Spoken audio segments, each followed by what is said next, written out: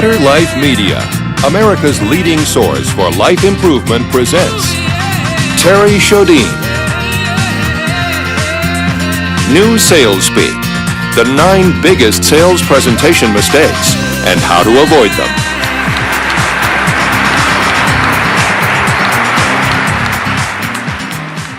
You know, most of the time when I work with business professionals, they do not like to consider themselves public speakers, when in fact you all truly are. As a matter of fact, 80% of your time in the field, in your offices, is spent verbally communicating.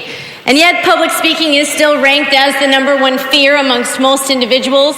It's ranked above death, disease, bankruptcy, blind dates, not so blind dates, visits from a mother-in-law, chicken pox, and a whole host of things that professionals would rather do than take an advanced presentation skills course or have their public speaking or presentation skills analyzed. So before I go any further, let me ask you a quick question.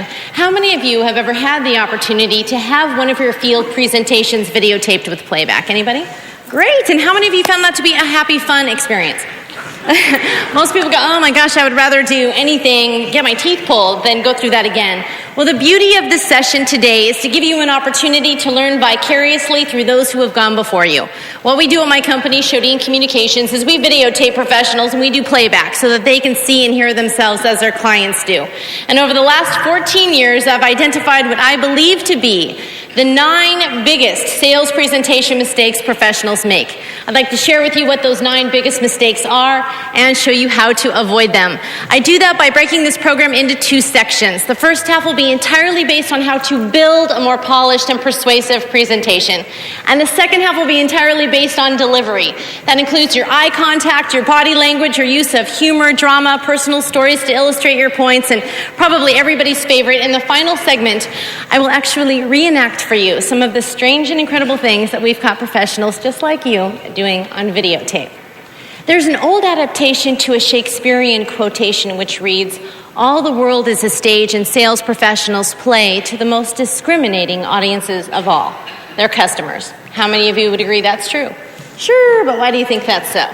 Well, consider this, they are truly the only audience who ever gets to pay after your performance, right? Everybody else has to pay in advance. And people are determining whether or not they like you within a very short period of time based on the way that you speak and present. For example, anytime you make a warm call, an introduction call, a prospecting call, you've got approximately 37 seconds to make an impression. 37 seconds, that's not a whole heck of a lot of time. Now, whenever you're on a one-on-one presentation with, let's say, Mr. and Mrs. Jones, you've got a maximum overall of 5.3 minutes to make an impression. That's not a whole heck of a lot of time either. It gets worse, gang. Typically, a woman will determine whether or not she likes you in about 17 seconds. Have any of you gentlemen ever dated one of these women? Men are very generous. They give you a little bit more time. They give you about 35 to 40 seconds. So what are we saying here? Right, we're saying that men are slow. No, I'm just teasing. I'm not going to do any man bashing, although that's always fun. All kidding aside, this probably won't come as much of a surprise to you, but a woman is more likely to change her mind about whether or not she likes you in that first 5.3 minutes than a man will be. Men are pretty steadfast on their gut reactions, their first impressions, which really does explain why they take a little bit longer. We have differences in the way that we speak, the way that we communicate, the way that we emphasize or highlight different elements of a presentation or a speech, if you will. But what does all of this really tell us? It tells us, unfortunately, the majority of the time people are determining whether or not they like us, and initially it has absolutely nothing to do with your professional knowledge.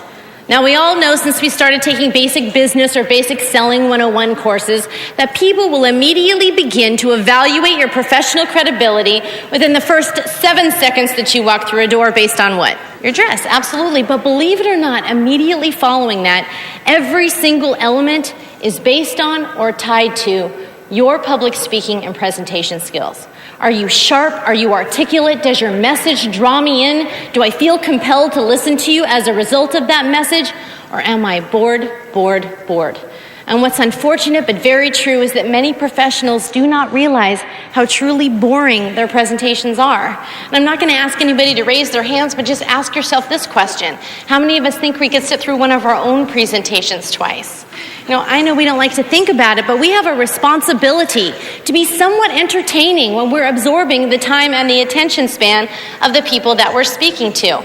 A lot of times people say, well, Terry, you know what, that's really cool, but I'm not in sales. You know what? Everybody does sell something. Whether it's a product or a service, a philosophy, an idea, most importantly, when you're selling yourself on a job interview or for a promotion, everybody sells something.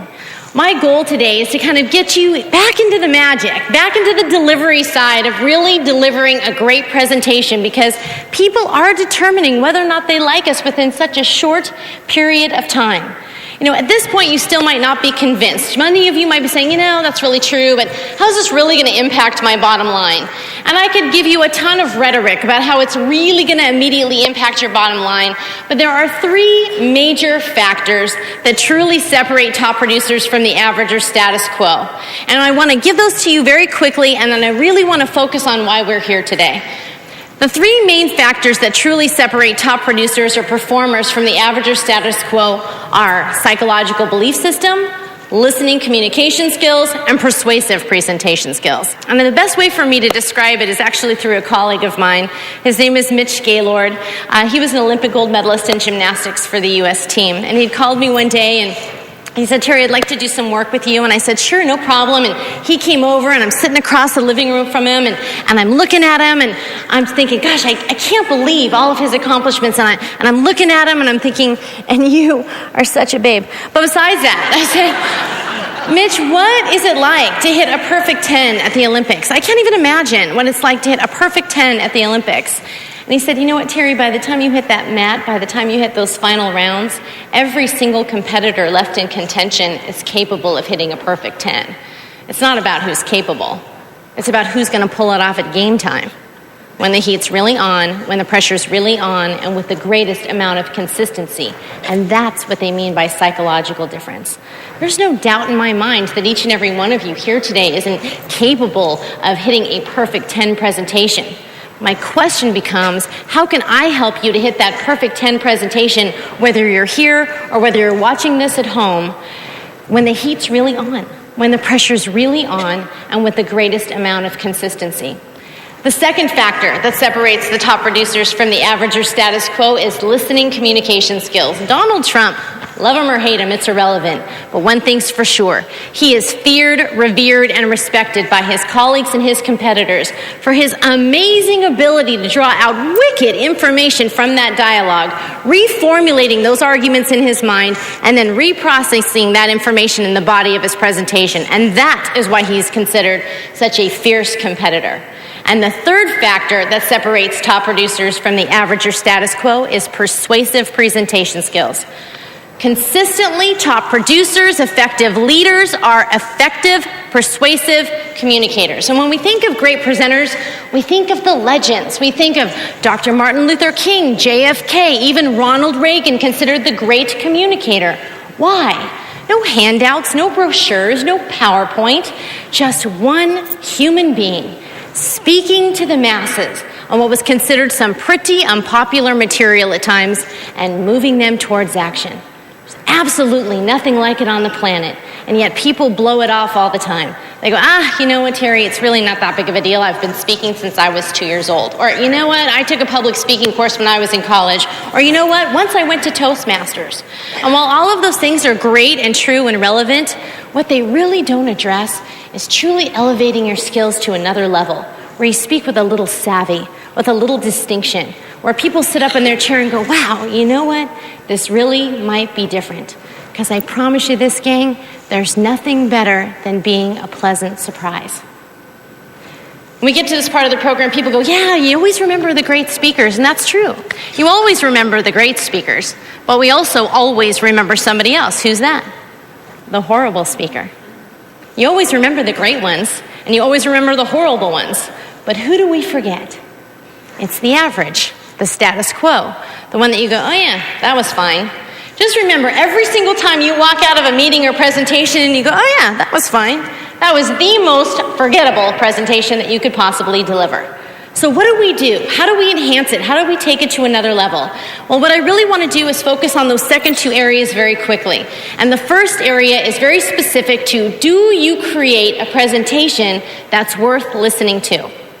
I have good news for you and I have bad news for you. The good news is that we really can impact the amount of information that people will retain as a result of your presentation.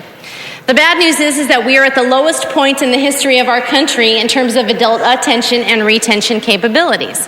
Why? Because adults don't want information quick, they want it fast, they've heard it all before, and they want you out the door. So what do? Well, it gets worse. Let me ask you this. Any idea what the very best time of the day is to give a presentation? In the morning, absolutely, between 8 and 10 a.m.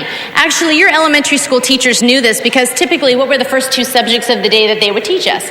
Reading and math, right? Now, adults actually do kind of maintain their attention span until about 11 o'clock. And then what do you start thinking about at 11 o'clock? Lunch, right? No, we know because we're them, right? So at lunch you go, oh, what am I going to eat? Who am I going to eat it with? How much time do I have to eat it? And the people go, oh, well, Terry, it's probably better than if I do lunch presentations, right? We do it over lunch. Except at that point, they're really not focusing on you. They're just focusing on the food. And so then people go, oh, it's probably better than if I wait till after lunch. Except what happens to you after lunch? Right? You get sleepy. The blood is rushing from your head down to your stomach to help digest your food, and it just makes it physiologically that much more difficult to stay awake. Now, adults do get a second wind at about 3 o'clock in the afternoon, but what are they thinking about doing with that second wind? Going home. Exactly. Now, how many of you have to make evening presentations? Any of you? This is actually one of the most difficult times of the day to actually ever give a presentation, because by this time these individuals have had 3 full meals, they've had a full day at work, they've finally gotten home through traffic. There's all kinds of distractions that can really keep them from focusing on your presentation. So what do? We have to ask ourselves, what can we do to keep drawing them back in? I have good news and more bad news. Recent studies have shown us that the typical adult will only retain about 50% of the information received in any oral message. 50%. What happens to the other 50%? Any idea? We don't know. It just flies off into Never Never Land. Now let me ask you this. How many of you have ever worked with an individual who said, I'd like to think about it? Well, let me tell you what happens when they begin to think about it. Now remember, they only had 50% retention as a result of that presentation to begin with. Believe it or not, within the first 10 minutes that you walk out the door after that meeting, they can lose an additional 10% of that information. Within the next 2 to 3 hours, they can lose up to another 10%. By the time they go home, spend some time with their family, their kids, they can lose up to another 10%. Barring no unforeseen tragedies like a speeding ticket or a parking ticket, they can lose up to another 10%. And by the time you make that follow-up call and you say, hi, Mr. Jones, this is Terry Shodine. I'm with Better Life Media. I just wanted to follow up with you in regards to the presentation that I made the other day. And they go, oh my gosh, Terry, you know what? We have been so busy around here. We haven't even had a chance to think about it. And we go, okay, no problem. Would you like a little bit more time? That's why if you've ever heard that the very best time to get somebody to make a decision is immediately following your presentation, it's not because it's some kind of crazy manipulative closing tactic. It's because literally as adults, they're going to have more information at that moment to make a decision than they're ever going to have again in their entire lives. And just to prove my point, how many of you have ever had to go back out into the field and practically re-deliver that presentation over again for a second time? Anybody? Sure, we all have. Is it because it's that good that they just can't wait to hear it again? They're like, woohoo, sales rep coming in, bringing a sales presentation in. I am so fired up. I love those. Your sales pitch was so good. Can I get it on video? No. They're not thinking that. They're thinking, oh, great. So then a lot of people will say, well, Terry, you don't understand. That's why I use my PowerPoint, my laptop, because I think that that'll make it a lot better. I'm like, okay. Now, I don't want you to shoot the messenger here, because sometimes visual aids truly can enhance your sales presentation, as long as they are truly and authentically a visual aid. But most of the time, people use PowerPoint or their laptop presentations as a crutch to get them through their own material. Pretend you, for example, are sitting across from someone, a sales representative who's coming to pitch you. And they sit in front of you and they go, hey, I'm so excited about our meeting today. Tell you what I wanted to do. I'm just going to go ahead and crack this laptop. I've got some great charts. I've got some great graphs. And as soon as they start cracking that laptop, what's the first thing that runs through your mind? Oh my gosh, how long is this going to be? As soon as we see a sales rep cracking a laptop, we start thinking, because it looks like they're moving in. So we move forward. And they go, you don't understand. I use different colors. I use different fonts. Some of my slides come off like that. Some come off like that. I have this one that comes off like an paper airplane. It goes like that. It is so good. I'm like, you're right. I'm riveted. PowerPoint is not necessarily the enemy, but the way that people execute from PowerPoint is typically the enemy. And I want you to remember this. When it comes to visual aids, you are the star and the visual aid is the bit player. If ever your visual aids start to upstage you, you lose control of the presentation. And here's the easiest thing to remember. Look at all of your slides before you make any presentation. And if you can look at those slides and you ask yourself this question, is this slide for me or is it for them? Because if it's for you to get you through your presentation, scrap it. If it's for them so that they can visually understand your presentation better, then keep it. And that's the variable. Now here's this. Imagine this. Most people go, okay, I'm a travel agent. I'm selling tickets to Hawaii. Most people would go, bullet point number 1, you should go to Hawaii because they have beautiful white sandy beaches. Bullet point number 2, you should go to Hawaii because they have incredible dancing hula girls. Bullet point number 3, you should go to Hawaii because they have incredible sunsets in the evening. Is that a visual aid? No. That's text and bullet points to help you get through your presentation. A true, authentic visual aid is visual. It should be like this. A picture of the beautiful white sandy beaches, a picture of the beautiful dancing hula girls, and then a picture of the beautiful sunsets in the evening. That's an authentic visual aid. But people have gone absolutely bonkers with PowerPoint. Oh no, we need more slides. More slides, more slides. I've seen as many as 220 slides in one sales presentation. Thought I was going to shoot myself. They're like, what do you think? I'm like, I think I just found a cure for insomnia. And they go, but Terry, you don't understand, that's what everybody does. And before we go any further, I just want to talk very briefly about that's what everybody does. I have a really good friend. His name is John Credelli. He was down in South America. He was working with some kids at a camp. And they had gone out into the fields one day and they were cutting down a bushel of bananas. And he goes to rip one of the bananas off the bushels. So he cracks open this banana, and all the little kids that are around him start cracking up. They're like, you open your banana wrong. He's going, what are you talking about? Then another camp counselor comes over, and he sits down next to me, and he said, what's wrong? And John said, I don't know, all the kids are laughing at me. And he goes, why? And he said, well, the kids say that I opened my banana wrong. And the other counselor says, well, son, you do. And he goes, what are you talking about? And he said, nature shows us the path of least resistance. And the easiest way to open a banana is actually from the other end where the little flat tip is. All you have to do is just pinch the end of that banana and it will naturally part. And then as soon as you want to, you just pull it back and it takes all the strings with it and you don't get the mushy squishy thing going on if you struggle with the stem side. So as soon as he tells me this, I'm like, I so wish I had a banana right now. And sure enough, I got home and I tried it and it works. And then I always get emails later from people that go, oh my gosh, Terry, that banana thing works. So I'm like, I'm not lying. Why would I lie? Of course it works. And then I thought to myself, isn't this weird? Because I live in the United States of America. And we're a pretty progressive country. How come people don't know this? And all our lives, we've been brought up, for the most part, most of us, to open our banana that way, and that's what we do. But it doesn't mean that it's the best way. Just because that's what everybody does doesn't mean that it's the best way to do things. There are different ways that are faster and more effective, and they can be just as simple. They're just going to feel different. They're just going to be different than what you're currently doing. Keeping that in mind, it really leads me to the heart and soul of my presentation today. The number one biggest mistake that most professionals make when they're presenting is that their presentations have become far too informative in nature versus persuasive. If you've been meeting with a great deal of clients or prospects but haven't been completing a great deal of transactions, the big question I want you to start asking yourself is this: have my presentations become far too informative in nature versus persuasive? There's a lot of reasons for that, but the biggest one is there's no risk in being informative. We don't hear the words no when we're informative. We only hear the words no when we enter the persuasive zone. And it's like somewhere along the line, people started thinking, gosh, I know, maybe if I dump enough information on my clients, then maybe they'll feel guilty and then maybe they'll do their business with me. And the truth is, ladies and gentlemen, people will suck you dry for information. And oftentimes they try to use all that information to try to negotiate another deal someplace else. How many of you have ever had this happen to you? Sure, we all have. It's like in the name of being philanthropists and providing all this information, we end up hurting ourselves more than we are helping ourselves. Now, I don't know about you, but I have a tendency of learning things the hard way. So I'm going to share my little personal story with you, and hopefully you can learn vicariously through my experiences.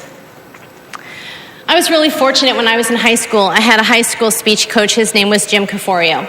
And Jim took 3 of us from the time that we were sophomores and groomed us to be extremely competitive in speech and debate. So by the time we got into college, we were really way ahead of the pack. And because of his incredible coaching, it was just an amazing, amazing gift. So by my junior year of college, I was ranked 13th in the nation for persuasive speaking. My senior year of college, I was ranked 6th in the nation for persuasive speaking, which all sounds really great and fine, except that when you're about to graduate, you don't really know what you're going to be when you grow up. So I went to my career counselor with all my transcripts and all my materials, and I said, gosh, what do you think I should do? What do you think I should be? And she looked at all my stuff, and she goes, gosh, Terry, with all your debate background, you should really go into sales. And I was like, I started hyperventilating. I'm sweating. I'm like, oh my gosh, there must be some alternative. And she said, well, of course, you could always go to law school. And I go, oh, that sounds so much better. So I was all set to go to UC Davis and study environmental law when I got my 3-year guesstimation bill. And I realize I'm dating myself here, but at that time it was running about $60,000 for a 3-year program. So I merrily carried the bill into my parents, who merrily returned it and told me I was on my own. And I thought, okay, how in the world am I going to fund this academic adventure in such a short period of time? Well, there's only one way, legally, that you can do that, and that's in straight commission sales. So I went to work for a company called the Achievement Group, and what the Achievement Group did was set up all the marketing and promotions for a variety of different national speakers and sales trainers. And because it was a sales training and development company, I was taught how to sell. So I learned, of course, that we're supposed to first determine what our clients' needs are, whether or not we can satisfy, and then meet those needs. We do that by bonding with them, probing, asking all kinds of questions so that we can tailor our presentation to meet those needs. We then use a consultative approach, incorporating our features and benefits while applying the value-added services, and then everyone will buy. Okay. Now, this is entirely different from anything that I had ever learned as a debater, but this is the real world, and so this is what we're going to do. And so I did the same thing that most people do. I went out into the field, and I was overly informative, and I thought if I kept informing and informing and informing, then they would be giving me their business, and after about a month and a half, I was starving to death. I was losing money with my new job. I was not making money with my new job, and I'm thinking, see, I knew I should have never gotten into sales. So I'm really depressed, and I thought, you know what, I'm just going to go back and visit my debate coach, because maybe that'll make me feel better. So I drive out to the campus, I walk into the debate room, they're all getting ready for a tournament. And my coach sees me in the distance, she goes, oh my gosh, Terry Shodine alumni. And I'm like, feeling so much better. So she goes, how are you doing? I go, oh, I'm good. And she goes, well, how are things, out there in the real world? I go, oh, they're fun. And she goes, how are you enjoying sales? And I go, selling sucks. I hate it. I really shouldn't even have done this. And she goes, really? And I go, yeah. She goes, I am just so surprised to hear you say that. And I go, why? And she goes, well, I would just think that with your debate background that you would do really well. And I go, oh my gosh, they're 2 totally different things. And she goes, really? And I go, yeah, it's all features, benefits, we do this bonding thing, value adds. It's just really very different. She goes, really? I'd like to see that. I'm like, definitely. I'll have to show you sometime. She goes, no, let's go back into my office. Let's do that right now. I'm like, okay. So we walk back into her office, and, she does the thing I would always hate that she would do. She takes out a small audio cassette recorder, and she pops in the tape, and then as I start rolling, she hits start, she kind of hits record, and I go through my whole presentation. I'm trying hard because, it's my debate coach. And when I'm done, she hits stop, she hits eject, and she kind of tosses the tape at me. And she says, so do you think that you could win a debate round with this? And I said, well, no, that's what I'm trying to tell you. You see, they're 2 totally different things. And she goes, really? She goes, because I think you've left out the most important component. And I go, really? She goes, yeah, I think if you take home this tape and you listen to it through the ears of a debater, you'll figure out what your problem is.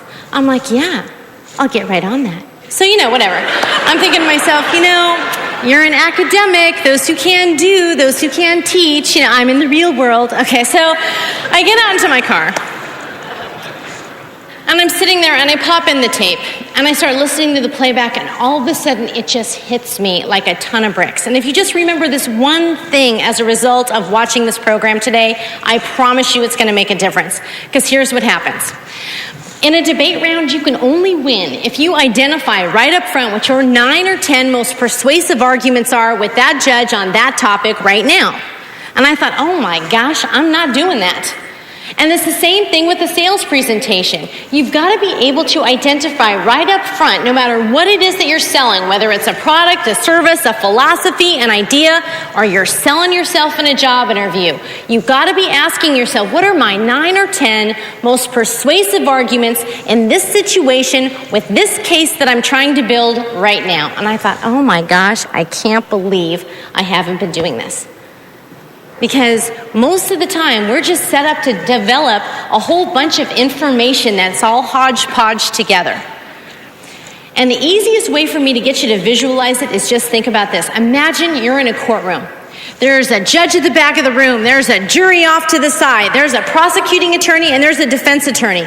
And when those two attorneys stand up and they go to speak to the jury, they say, ladies and gentlemen of the jury, over the next 2 or 3 days, we're going to present the following. And they list their 9 or 10 most persuasive arguments. So then they sit down and then the case opens. And then they provide all of the social proof, the witnesses, the testimony, everything to reinforce those arguments. And that's how they build their persuasive case. And at the end of the case, they close with what? Closing arguments. Salespeople, all professionals, have to do the same thing. Can you imagine if you walked into a courtroom and the attorneys never had opening arguments? They just started presenting their case, right? Just kind of dumping testimonial and witnesses and all kinds of stuff. It wouldn't mean anything. And adults need to be able to file all of the arguments that you place in their head, and then you reinforce it with all. So I'm not telling you to get rid of features and benefits. I'm not telling you to get rid of your value adds. I'm not even telling you to get rid of your consultative approach. All I'm asking you to do is to make sure that it supports the 9 or 10 persuasive arguments that you develop right up front. What's your David Letterman top 10 list for why people should work with you, why they should work with your company, and why they should do it now? And I guarantee you, if you go home and you start penciling it out and you start brainstorming with the other associates on your team, you're going to be absolutely amazed and shocked at what a difference it makes. Now, the next thing that always comes up is people go, okay, Terry, I get it. I know I need to build my persuasive case, but sometimes it's just really difficult to get in the door to even share your persuasive case. So I want to talk about the difficulty of getting in the door, whether it's to get in the door for an interview, to get in the door with a prospect, or to get in the door with somebody you've already worked with who already thinks they know everything about what it is that you do. So let's go back to the beginning. How many of you have ever had to make a presentation to an individual who didn't particularly want you there? We laugh, but that's the majority of our time, isn't it? The majority of our time is spent meeting and speaking and presenting with people who initially didn't want us there, and our job is to turn them around and make them extremely pleased that they shared their time with us. I had the opportunity to work with a gentleman. His name was Rick. He was a very gruff, very abrasive man. I came to him on a referral through several of his sales managers, and I did all the things I thought I was supposed to do. I sent the literature and made the follow-up calls and sent the literature and made the follow-up calls. I did everything I was supposed to do, and I could just not get through to this guy. He was guarded by this militant secretary who's just really good at screening phone calls. Now, I have this little mental game that I play with myself. I'm just like you. I'm not always fired up. Sometimes I want to go home early. So if I really, really want to go home early, especially on Friday afternoons, I'll tell myself, okay, Terry, there's no way you're going home unless you make 25 warm calls or cold calls. Now, if I really, really, really want to go home, I'll put 25 people on the list I'm fairly sure aren't going to be there. Do you know what I'm saying? Okay. And sure enough, Murphy's Law, I pick up the phone, I'm expecting voicemail, and Rick picks up the other line directly. And I'm so shocked that he picked up the phone. I'm like, have you ever done that before? And I go, oh my gosh, Rick, I'm so surprised that you answered the phone, which is a great opener.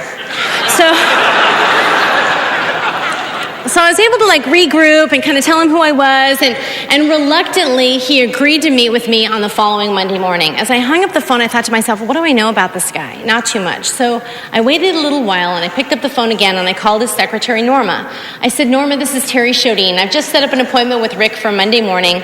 I always try to tailor my presentations to meet the needs of my clients, and I was hoping maybe you could tell me a little bit about Rick.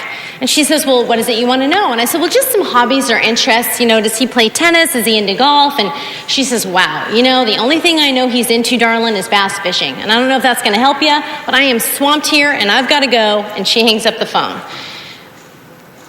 And I was left with bass fishing. Now, I don't know about you, gang, but my knowledge of the bass fishing world is pretty limited. So I started flipping through my Rolodex of knowledgeable individuals, and I came across my father. And I said, Dad, what can you tell me about bass fishing? And he said, bass fishing. Terry Lynn, why do you want to know about bass fishing? And I said, well, I've got this client. I'm trying to develop some rapport.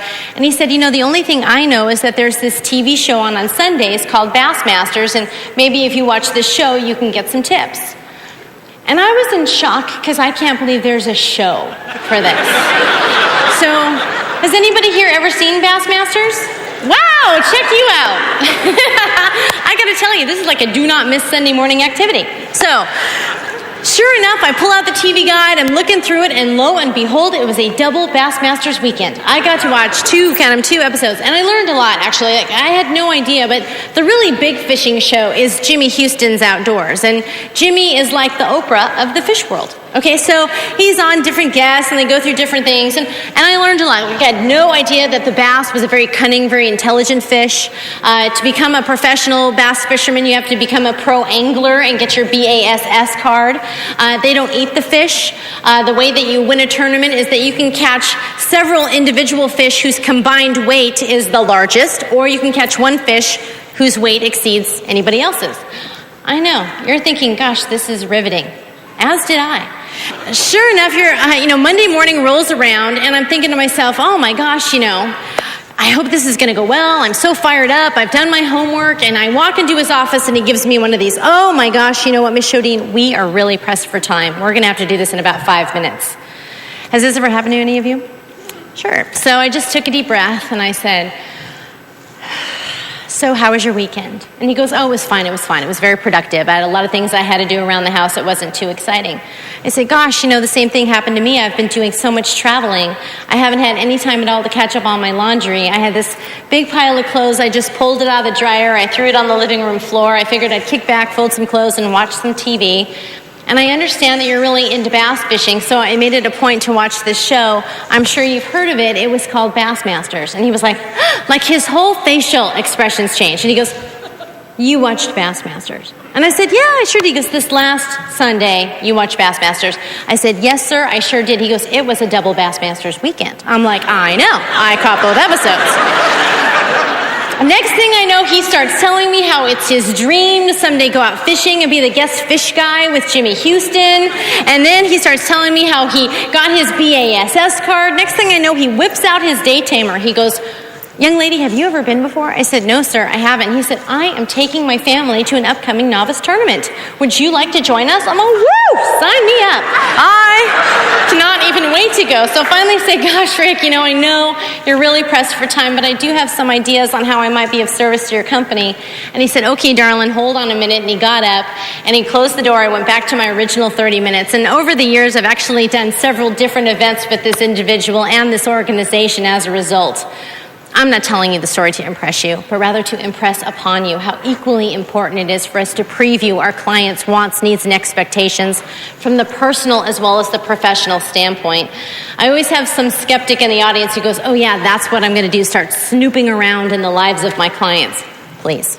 You're only going to dig so far in terms of what's appropriate to the context of the relationship. If you go farther than that, it's called stalking, and that's creepy. Okay, so you're only going to go so far in terms of what's appropriate. Then I always have somebody else say, oh my gosh, sure, what happens if you get caught? Well, I guarantee you sometime, someplace, somewhere, you will get caught. I've been caught on numerous occasions, but my response is always the same. Mr. Jones, you're absolutely right, you caught me. I was doing my homework, but I promise you this, I'll put as much energy and effort into maintaining your business as I put into obtaining your business. I hope this is the kind of person that you want working with you on your transaction team. Do you think at this point that they're offended? I can tell you that they're not. I usually get something like, gosh, it's so refreshing to see someone your age with a little chutzpah and a little creativity who's really willing to go above and beyond the ordinary in order to make things happen. I just want to encourage you to be a little scrappy. We live in the United States of America. You can do whatever you want to do, and I really believe that if you're a little scrappy and you're a little creative, that's great. But many people fall short there. And that's what the point of this presentation is. You've then got to have a logical, persuasive presentation to back it up once you've grabbed their attention. And the last and final component is the element of delivery. When we get to this part of the program, people always go, oh my gosh, Terry, you know what, that makes a lot of sense, except I get so freaked out, I get so nervous when I think about putting my presentation on videotape. So let me ask you again, how many of you think you might have a slight degree of fear of public speaking? Okay, again, you're very, very normal. There's so much that goes on when you're putting together a presentation. You have all this adrenaline that's kicking through your body, and the first thing that people typically notice is their body language and gesturing. So what I'd like to do for you at this point is just reenact for you some of the strange and incredible things that we've found people doing on videotape. And again, hopefully you can learn vicariously through their experiences.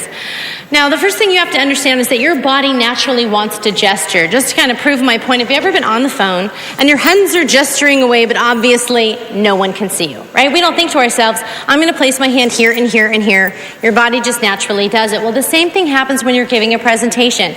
Your body naturally wants to gesture, but sometimes men have a tendency to speak with their hands in their pockets. Now, you probably don't think that this is such a big deal, except that after a while, the energy's got to come out of somewhere, doesn't it? And they begin to do what we call the chicken, because their arms just kind of start flapping back and forth. Now, if their collar is a little tight or their shirt is a little tight, it will give you a complete rooster effect when you're watching the playback on the tape. Now, my absolute favorites are the gentlemen that play with their keys and fiddle with their change. And after a while, you start wondering just what the heck it is that they're doing down there. Now, ladies are just as bad. Women are constant groomers. Women are constantly touching their hair and playing with their clothes and fiddling with their skirts. And women typically have more energy that runs through their body at any given time than men do. I was working with this one gal. Her name was Jamie. And whenever Jamie would make a really big point with her presentation, she would just kick out her leg. And we'd be like, oh my gosh. I was like, Jamie, you know what? We really need to watch that leg. And she was like, I don't even know what you're talking about. So just to tease her on the playback, I hit fast forward. She was doing a can-can. But the cutest part is that once she became aware of it, she tried to hold back her leg. And somehow it affected her entire facial expressions. And we had to revamp her entire body posturing. We have other people who are scared to death to gesture. So they want to keep their hands locked behind their back and then it looks like they're struggling to get away. Or they want to keep their hands locked at their sides and they do what we call the penguin because they just gesture from here, which looks weird. And then, of course, there's the ever-popular fig leaf. And sometimes the fig leaf gets exposed, which looks weird. So just little things to think about. And then I have a lot of people that go, oh my gosh, Terry, that's why I like to speak with a pen in my hand. Because then if I speak with a pen in my hands, then I have something to do. And I was working with this gentleman, nice guy, but he would rest his pen in his pen holder, which was his ear. Literally. He's sitting on a one-on-one presentation, dialoguing, with a pen sticking out the side of his head. And I said, oh my gosh, James, you know what? We really need to watch that pen. And he goes, that's so weird. I can't believe I did that. I'll never do that again. I'm like, excellent. Next drill, whack, went right back in again. Didn't even realize he was doing it. Worked with another gentleman, very sweet man. He would rest his pen in his pen holder, which was his tie. And he would roll it up in his tie and roll it down. Roll it up in his tie and roll it down. Finally, we took the pen away. He had this little dip in his tie where he had been rolling it. But my absolute favorite came from a colleague of ours. His name is Ed Riley. He's so funny. There was a gentleman in his group, apparently, that got so nervous that he would play with the buttons on his shirt. And in the course of his presentation, he had unbuttoned his shirt and he had buttoned it back up again. And he had unbuttoned his shirt and buttoned it back. We had no idea if he was coming or going. And the funny thing is you can just imagine he was looking at the playback going, oh my gosh, how long have I been doing that? And while it's kind of humorous to laugh at all of this, the truth of the matter is that it reveals a real lesson. And that is once a year, gang, once a year, get your presentation on videotape so that you can see and hear yourself as your clients do. And then you can put on those little finishing touches in terms of building the presentation and then really augmenting the delivery so that you can hear how you speak, look at the way that you sound, and then create some little tiny changes. It's usually nothing as horrific and overwhelming as people think it is. The last thing that always comes up is people go, Terry, what about dress? What do I do about my dress? And again, this is another one of the 9 biggest sales presentation mistakes, and I'm just going to give you some tidbits today. First of all, any idea what the very best color is to wear for a presentation? It's navy blue.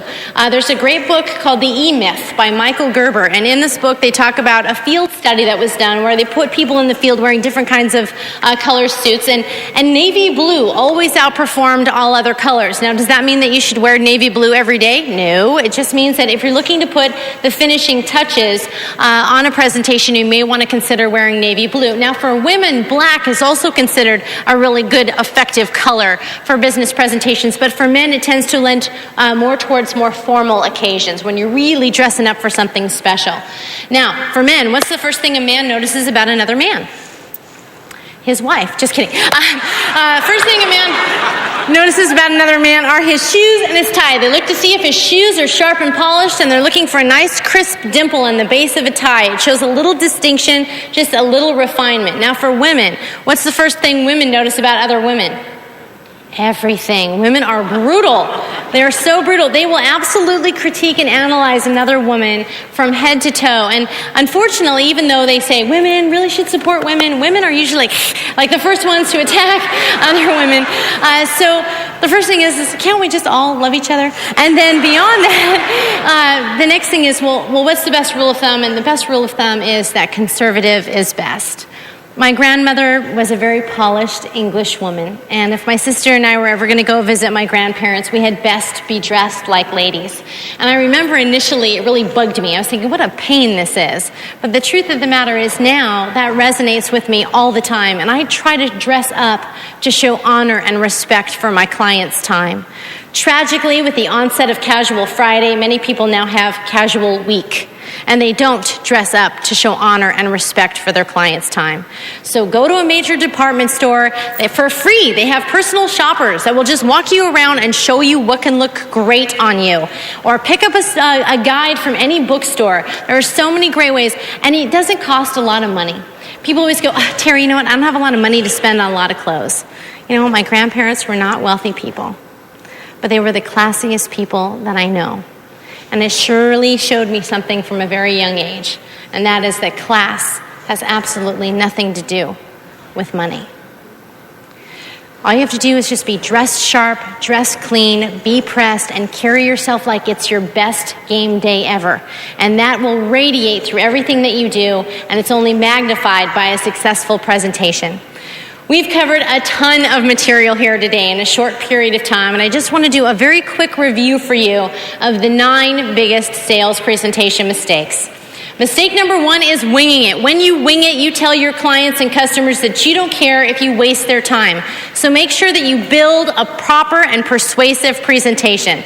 Mistake number 2 is being far too informative in nature versus persuasive. Make sure that you've identified your top 10 most persuasive arguments with that client or prospect under your circumstances before you go in to develop your presentation. Mistake number 3 is misusing the allotted time. If you've only been given 30 minutes, figure out what do you need to cover in that 30 minutes so that you can highlight and pick and choose the things that are most relevant for you to build the most persuasive case. Mistake number 4 is providing inadequate support. Just like an attorney, you've got to have stories and anecdotes and humor and drama that help bring the presentation to life. Otherwise, it will slip into another one of the mistakes, which we'll get to in a minute. Mistake number 5 is failing to close the sale. Just like an attorney, you've got to have closing arguments at the end of your presentation. And mistake number 6 is boring, boring, boring. If you hear that little tiny voice inside your head that goes, oh my gosh, this is getting boring, guess what? It's getting boring. And if you think your presentation is boring, I guarantee you the people who are listening to you are thinking that your presentation is boring. Mistake number 7 is relying too much on visual aids. Remember, you are the star and the visual aid is the bit player. Mistake number 8 is distracting body language and gesturing. Once a year, gang, once a year, get your presentation on videotape. And finally, mistake number 9 is wearing inappropriate dress. We should dress up to show honor and respect for our clients' time. By the time we get to a program like this at the end, people will say, gosh, Terry, is it always all about making more money? And the answer is no. Gosh, I hope that's not what you got out of this. Charles Kingsley said it best. He said that we often think that it's comfort and luxury that are the chief requirements for happiness in life, when all we truly need to be happy is something to be enthusiastic about. I want you to get fired up about the presentation opportunities that are before you. I want you to create presentation opportunities where they didn't exist before, because it has the highest return on investment. You could throw away all your brochures and all the crazy marketing materials and just be a human being that goes out and builds a great case, delivers it with savvy, is a little scrappy, and you'd be shocked at what you can make happen. If you're a little bit afraid, don't worry, it's completely normal. I had the opportunity to see Dr. James McCroskey. He's a professor of speech communication. He was doing a guest lecture at Cal State Long Beach when I was there. And it was really, really interesting because he talked about adults and fear and public speaking and anxiety.